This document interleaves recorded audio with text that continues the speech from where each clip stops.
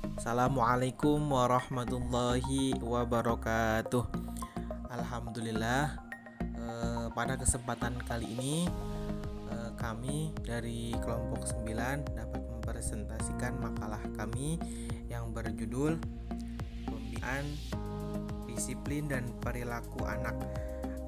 Kami beserta kawan-kawan kami, yaitu saudara Iqbal Supriyatna dan saudari Lina Novianti Nur Syahbani, dan saya sendiri Iqmal Mafaz.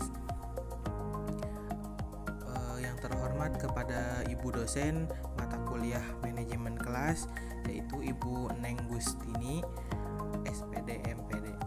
Baik, langsung saja pemateri, mulai saja kita presentasi kali ini.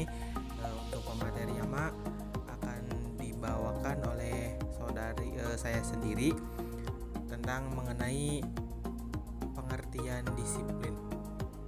Baik, untuk materi yang pertama yaitu tentang disiplin.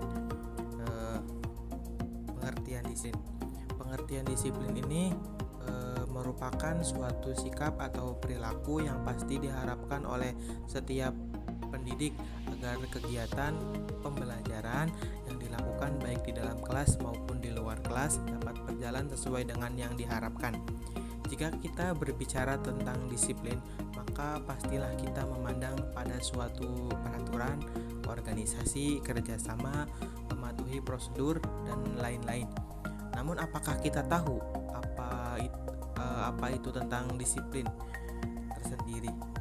Secara etimologi, disiplin berasal dari bahasa Inggris, yaitu atau discipline, yang artinya penganut atau pengikut. Ditinjau dari segi terminologi, disiplin menurut para ahli pendidikan mendefinisikan berbagai pengertian disiplin.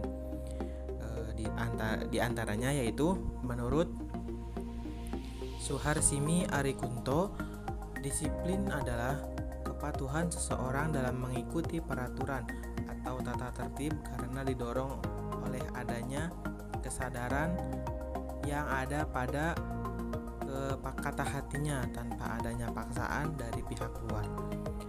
Berikutnya ada menurut Thomas Gordon. Menurut Thomas Gordon, disiplin adalah perilaku dan tata tertib yang sesuai dengan peraturan atau ketetapan, atau perilaku yang diperbolehkan atau perilaku yang diperoleh dari pelatihan yang dilakukan secara terus-menerus. Nah, untuk pembahasan presentasi kali ini yaitu pembahasan pertama tentang pentingnya pembinaan disiplin dan perilaku anak. Pembahasan kedua, teknik pembinaan dan disiplin kelas. Pembahasan ketiga, memelihara dan meningkatkan perilaku disiplin. Untuk pembahasan yang keempat yaitu penerapan hukuman dan hadiah. Nah, mungkin untuk selebihnya kami serahkan kepada pemateri selanjutnya, yaitu tentang pentingnya pembinaan disiplin dan perilaku anak kepada saudara Iqbal Supriyatna. Waktu dan tempat dipersilahkan. Ya, terima kasih kepada moderator. Langsung saja, yaitu pentingnya pembinaan disiplin dan perilaku anak. Istilah pembinaan menunjuk pada suatu kegiatan mempertahankan dan menyempurnakan apa yang telah ada, menurut Soetopo dan Wasti.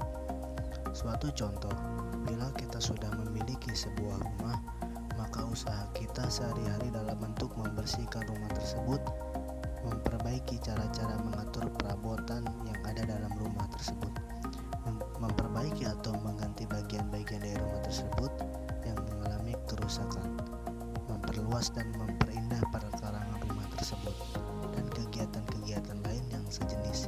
Itulah yang kita sebut dengan usaha pembinaan. Berdasarkan rumusan di atas, pembinaan kesiswaan merupakan bagian integral daripada kebijaksanaan pendidikan dasar menengah, berjalan searah dengan program kurikuler. Dengan demikian, tujuan pendidikan nasional yang ingin menciptakan manusia Indonesia yang cerdas samping dilaksanakan melalui program kurikuler, perlu didukung dengan program-program ekstrakurikuler sebagai bagian yang tidak terpisahkan dalam program pengajaran. Dan sikap guru tersebut pada hakikatnya merupakan yaitu suatu kepercayaan bahwa seluruh siswa mampu belajar. Yang kedua yaitu mendorong keberanian siswa untuk menguasai tugas akademik. Selanjutnya yaitu memberikan insentif dan penghargaan yang tepat. Dan sikap positif para guru berarti membuat para siswa untuk bertanggung jawab. Dengan demikian, interaksi formal dan informal terus-menerus di antara para siswa, guru, dan kepala sekolah merupakan bantuan dalam menciptakan dan meningkatkan keserasian dan kecocokan. Kemudian teknik pembinaan dan disiplin kelas.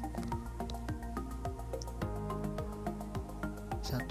Teknik eksternal kontrol merupakan suatu teknik yang mana disiplin peserta didik haruslah dikendalikan dari luar peserta didik.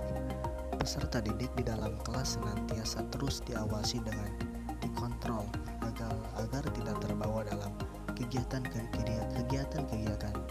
destruktif dan tidak produktif. Yang kedua yaitu teknik internal atau inner control. Teknik internal control merupakan kebaikan dari teknik external control. Teknik internal control mengusahakan agar peserta teknik internal control merupakan kebalikan dari teknik external control. Teknik internal control mengusahakan agar peserta didik dapat mendisiplinkan diri sendiri dalam kelas. Selanjutnya yaitu teknik kooperatif. Kontrol dalam teknik kooperatif, kontrol ini antara guru sebagai manajer kelas dengan peserta didik harus saling bekerja sama dalam menegakkan disiplin di dalam kelas. Guru dan peserta didik lazimnya membuat semacam kontrak perjanjian yang berisi aturan-aturan kedisiplinan yang harus ditaati bersama. Sanksi-sanksi atau indisipliner ketidakdisiplinan juga dibuat serta ditaati bersama. Mungkin cukup sekian menurut saya. Saya kembalikan lagi kepada moderator. Baik, kepada Saudara Iqbal kami ucapkan terima kasih. Untuk pemateri selanjutnya akan dibawakan oleh Saudari Lina Novianti Nursyabani. Kepada Lina, waktu dan tempat dipersilahkan. Baik, terima kasih kepada moderator yang telah memberikan waktunya kepada saya. Di sini saya akan memaparkan materi mengenai pemeliharaan dan peningkatan perilaku disiplin dan penerapan hukuman dan hadiah. Pemeliharaan dan peningkatan perilaku disiplin, seperti halnya guru di dalam kelas, setelah menerapkan berbagai teknik dalam membina kedisiplinan peserta didik, langkah selanjutnya adalah guru dituntut untuk dapat memelihara dan meningkatkan disiplin pada peserta didik. Menurut Lau Anne Johnson 2019, memberikan 10 langkah yang dapat ditempuh oleh guru sebagai manajer kelas dalam memelihara dan meningkatkan disiplin peserta didik. Ke-10 langkah tersebut sebagai berikut. Yang pertama, abaikan si pelanggar. Yang kedua, kirimkan pesan-pesan non-verbal. Yang ketiga, memberikan kartu. Yang keempat, ajak berbicara cepat. Yang kelima, ambil waktu istirahat. Yang keenam, telepon orang tua si perilaku. Yang ketujuh, tanda tangani kontrak. Yang kedelapan, meminta penguatan. Yang kesembilan, meminta perpindahan. Dan yang ke-10, pindahkan perilaku. Penerapan hukuman dan hadiah.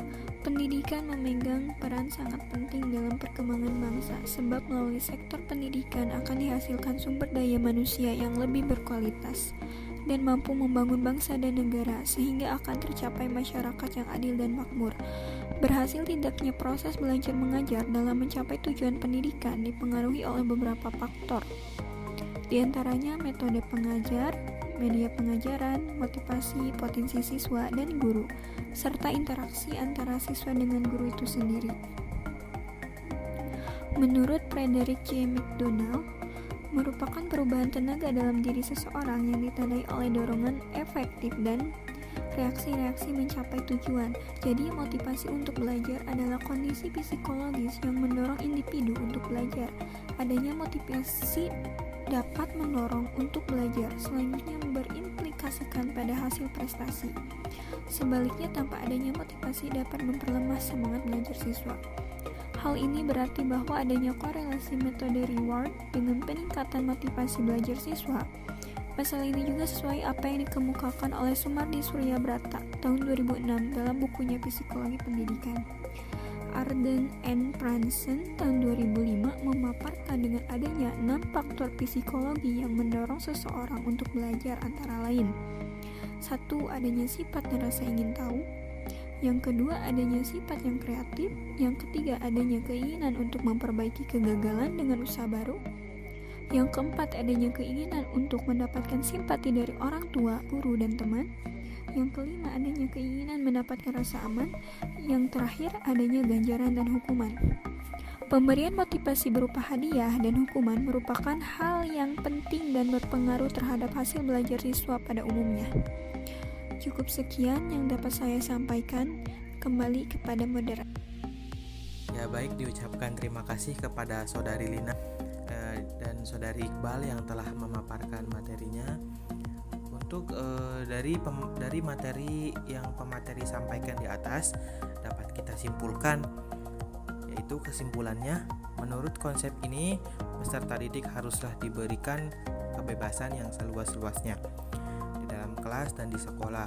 Aturan-aturan di sekolah dilonggarkan dan tidak perlu mengikat kepada peserta didik. Ketiga, disiplin yang dibangun berdasarkan konsep kebebasan yang terkendali atau kebebasan yang bertanggung jawab. Disiplin demikian memberikan kebebasan seluas-luasnya kepada peserta didik untuk berbuat apa saja. Tetapi konsekuensi dari perbuatan peserta didik itu haruslah ia tanggung. Saran, semoga dengan adanya makalah ini menambah referensi terhadap pembinaan disiplin dan perilaku anak. Mungkin cukup sekian dari kelompok kami. Apabila ada kesalahan dalam materi-materi yang telah disampaikan, kurang dan lebihnya mohon maaf. Wallahu muwaffiq ila aqwamit thoriq. Wassalamualaikum warahmatullahi wabarakatuh.